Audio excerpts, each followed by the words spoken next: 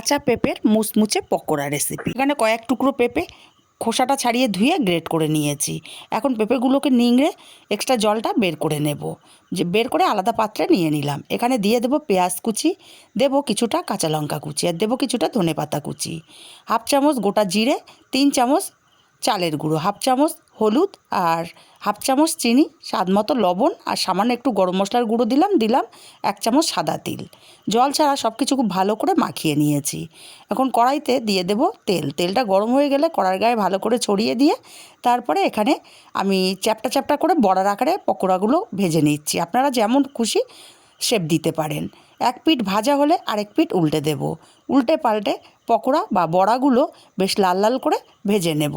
এগুলো চায়ের সাথে বা ডাল ভাতের সাথে বা গরম ভাতের সাথে দারুণ লাগে খেতে। বেশ কালার করে ভেজে নিয়েছি। এখন পকোড়াগুলো উঠিয়ে নেব। আর পকোড়াগুলো সব একভাবে ভেজে উঠিয়ে নিয়েছি। রেসিপিটা ভালো লাগলে চ্যানেলটা সাবস্ক্রাইব করে পাশে থাকবেন, আর কাছের আত্মীয় স্বজন বন্ধুবান্ধবের কাছে শেয়ার করবেন।